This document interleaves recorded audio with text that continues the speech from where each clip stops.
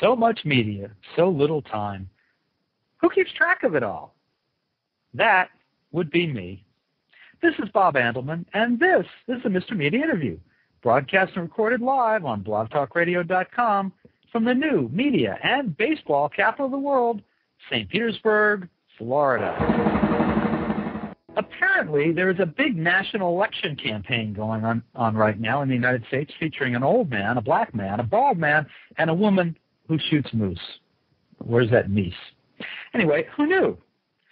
So, amidst all the noise, Jeremy Redleaf has created a short movie parody called Juno. It sounds just like that other movie of the same name with a different spelling, and it's very familiar. Jeremy, welcome to Mr. Media. How you doing, Bob? Good to be here. Glad to have you. Glad to have you.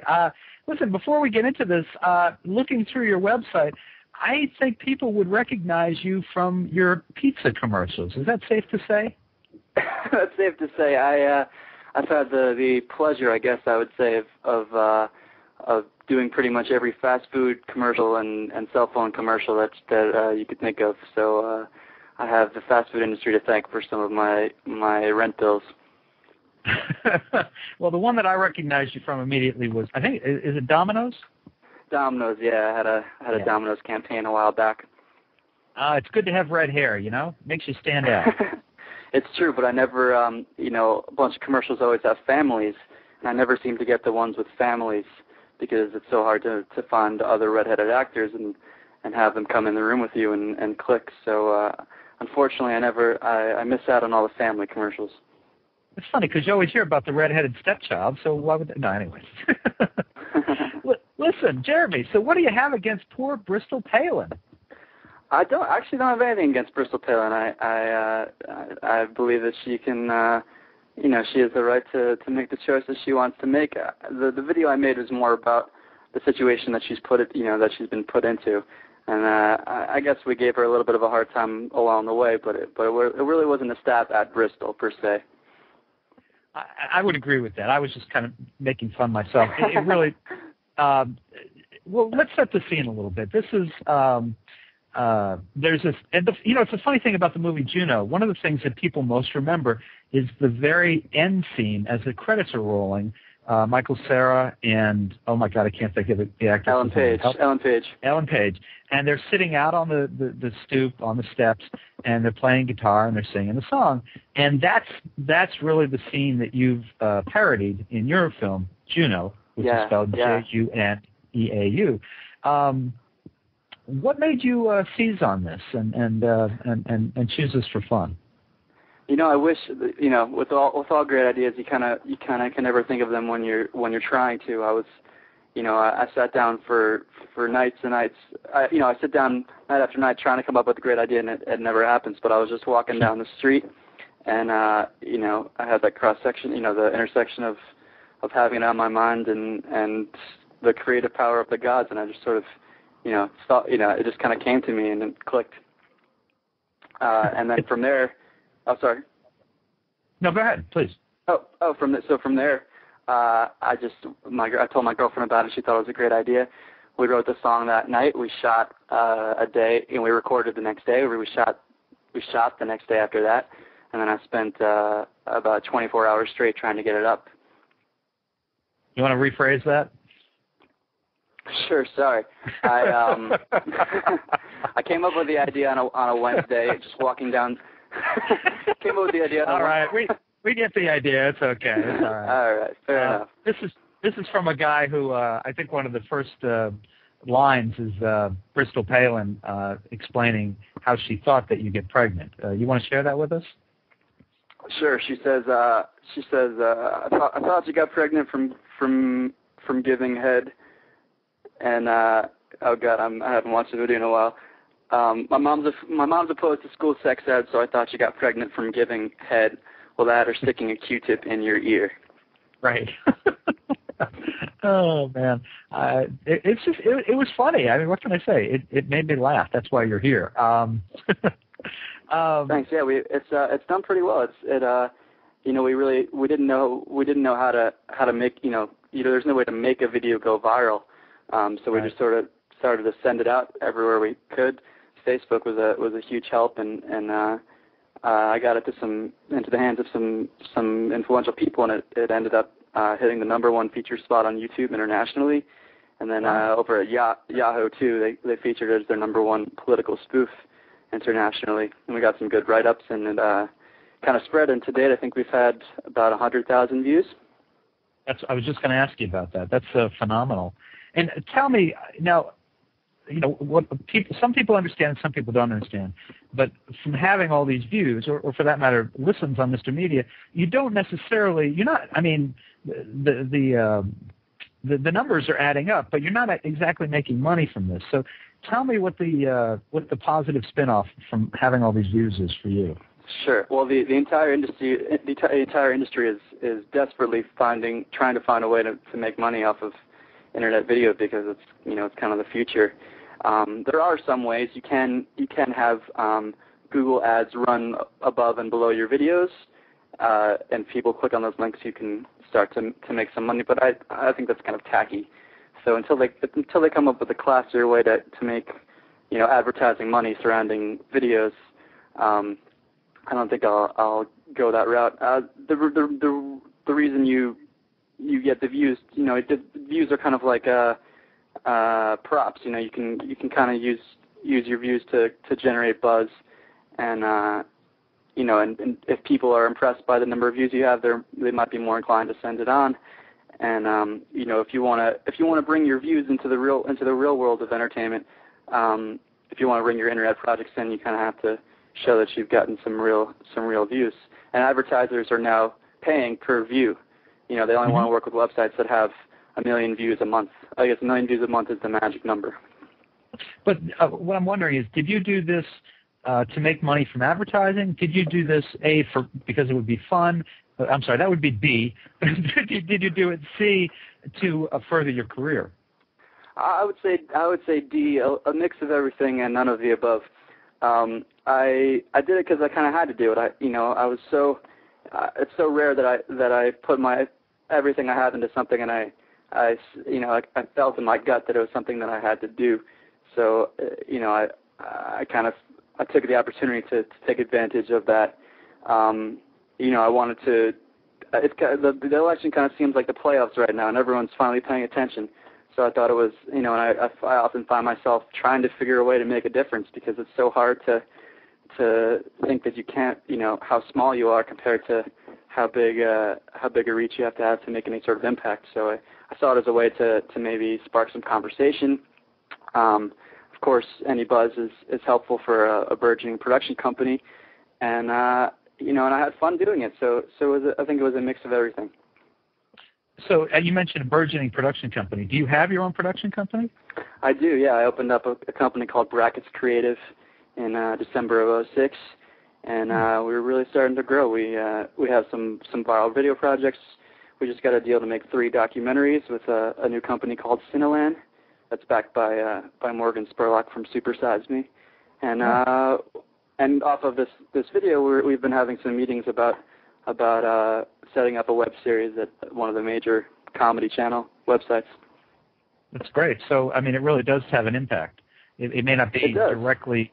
Yeah. I mean, I get that from my own agent all the time. He says, you may not be making direct money yet from Mr. Media, but this kind of thing, this kind of viral media, it exposes you to so many people, and the opportunities that can come from that exposure are really, unlimited.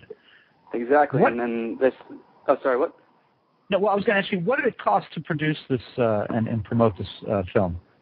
I would say it probably cost about $350.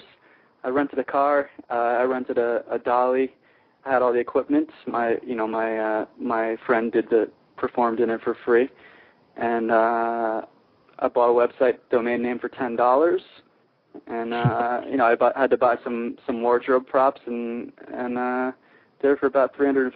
So it's definitely a little more cost effective.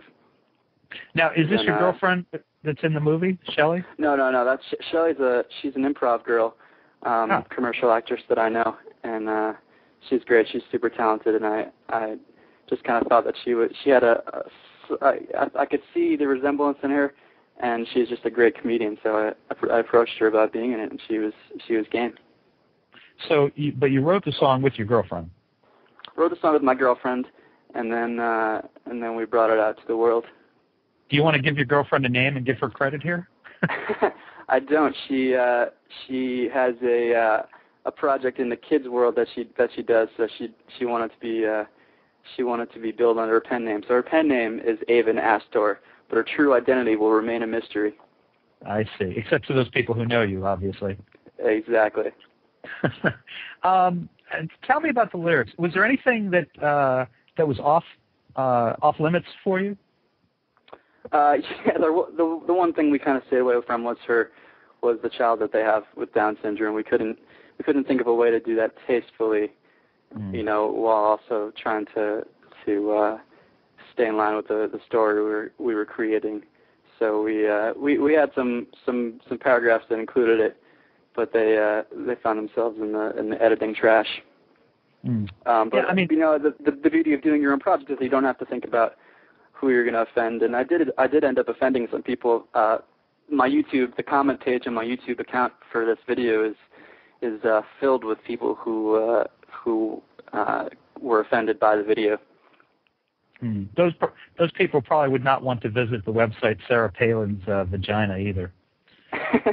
Most likely not, although they should. I think we all tend to put ourselves in a bubble, but we should be listening and watching and absorbing as many different views as we can. Who would have ever guessed that there would ever be a vice presidential candidate who could be funnier than Dan Quayle? But here we are. Are you hearing from people who are offended politically, or are they just offended by the lyrics, or what? Well, the people that were offended for I think the wrong reasons. They were offended. People who tend to get offended about these sorts of things don't tend to really understand what the idea behind them is. I use an image of a POW. I used the POW poster with a nod to leave out feeling like a POW, and someone was so offended that I used that image of the POWs that they said they were going to email and call YouTube until they took it down. And then, good luck reaching anyone at YouTube. Exactly. Good luck to you, fella. But the point of the image was not to. Of course, I would never want to disrespect POWs. That wasn't the point of using the image, and so it's hard to not get frustrated with people who get offended for the wrong reasons. If I'm being offensive, by all means, you're welcome to be offended. But when it's for the wrong reasons, it's kind of frustrating. Now, I should point out, because I may have overlooked this in introducing you and when we started talking, that it's you. You're in the video. You directed it. You wrote the song, and you're actually there on the porch with the guitar it's true. performing. That's me. You're wearing a wig. You are. Yeah, actually, you are. Of course, you are. Now I'm thinking about it. And but those were your own gym socks you're wearing, right? No, those are actually courtesy of American Apparel. Turns out American Apparel has the perfect wardrobe for a Juno impersonation. So for all you guys looking to make some Halloween costumes from Juno, go to American Apparel. There's an endorsement if I ever heard one. Well, actually, that's not true. I actually strongly dislike American Apparel. I think it's a ridiculous company, but they ended up coming in clutch for this shoot. Well, everything's got a purpose, I guess. I guess so. So, have you heard from either of the campaigns? I have, and I've had some contact with some of the big Democratic organizations, but I haven't heard anything from the campaigns. That would have been a fun phone call or email. Yeah, I guess they would. I think they're trying to really stay away from the internet stuff. Just trying to be political and focus on their political things. So, who do you think is more deserving of an invitation to an Obama inaugural? Would it be Obama Girl or would it be you? Obama Girl has certainly been more prolific than I have been. So based on her productivity, I would give the nod to her. But I think I deserve it. If there was room for two, she could sit on my lap or I could sit on her lap. then maybe we can make it work. Your girlfriend's going to love hearing this. No, that was babe. That was totally non-sexual. It was just it was for convenience. For convenience. That's it. Nothing else. I love you. Yeah, I love you too, Jeremy. Thank you very much. But let's move past that. Are you supporting a particular candidate in the election? Yeah, sure. I'm definitely backing my man Barack Obama on this one. I had to ask, because there's a part of me that thinks, it might be in your best interest if McCain-Palin win, because you could produce a sequel. It's true. Well, I'm friends with one of the girls who's been doing Sarah Palin impersonations, and she said that I hope I'm only doing this for 4 more months, not for 4 more years. It would be a blessing and a curse. It's hard to, once you do something that's well received, it's always you always feel the pressure to either meet those expectations or surpass them. So it kind of can keep you from wanting to go forward. I saw a quote. As a matter of fact, I think I have it. Yeah, I have it here on my desk, where Seth Meyers, who's the head writer for Saturday Night Live, said, talking about Tina Fey as Sarah Palin, he was saying that my dream is to do a 30 Rock parody where the real Sarah Palin plays Tina Fey. I thought that was pretty funny. That's pretty funny. So, are there more parodies coming from you? Have you done other film parodies that people should look for? I haven't done any other political parodies. This was my first foray, but I definitely had a great time. And if I'll be watching closely tonight, and if inspiration strikes tonight, don't be surprised if I have something up tomorrow. Do you have a favorite lyric from the song, and would you mind maybe singing a couple lines for us? Sure. I think my favorite paragraph is when Levi sings to the camera. He goes, "I just want to stay home and watch Cribs, but I have to go shopping for Cribs. Maybe if they let me go to college, I'll get to learn about irony." I was hoping that was what you were going to choose. Yeah, I think that was actually an alternate verse, and it ended up in the last minute we changed it out and put it in there. So people can go and see this for free on your site. I'm assuming it's your site, Palin, Palin, Juno, Juno.com. Yep. Right, and then you can also go ahead, please. Sure. Yeah, you're going to say the same thing I'm going to say. If you're so inclined, you can also buy a high-res copy for your iPhone, your iPod, or to burn to a DVD. Actually, I was just going to say, kids, you could send money to your old uncle, Mr. Media. But okay, that's fine too. You can send money to Jeremy. Let's go into business. Let's go into business, Bob. Let's split some proceeds.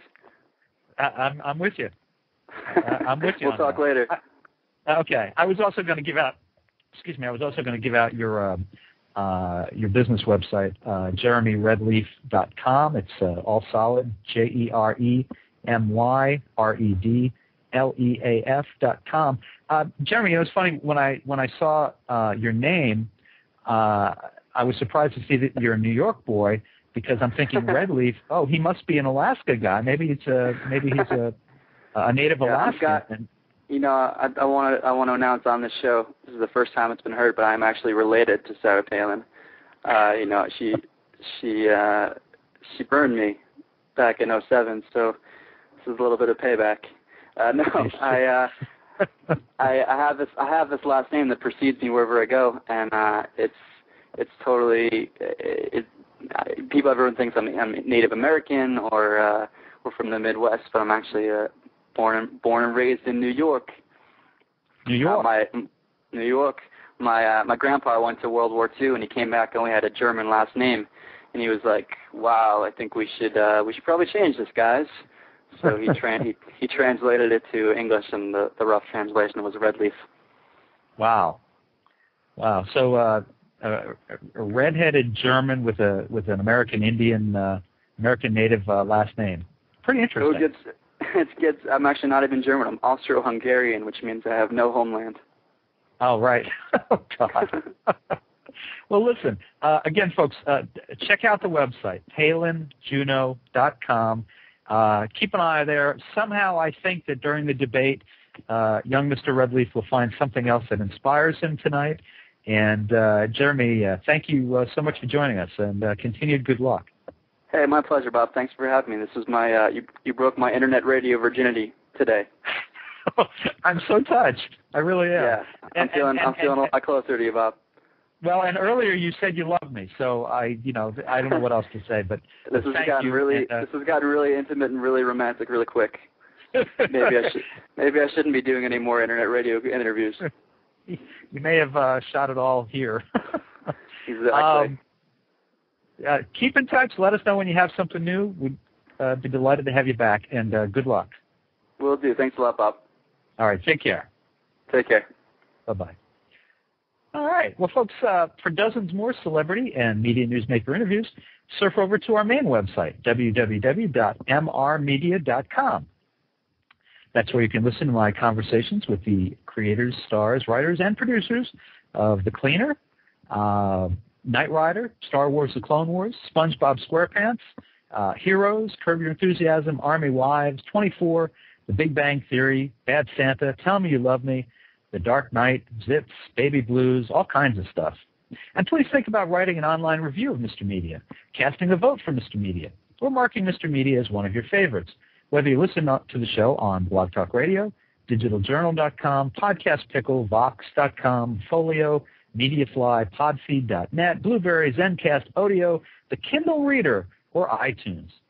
And if you've got an idea for a guest, email me directly at bob@andelman.com. That's ANDELMAN. Thanks so much for joining us today. I always appreciate when you give up a little piece of your day to spend it with us. Come back and see us again real soon. Bye, everybody.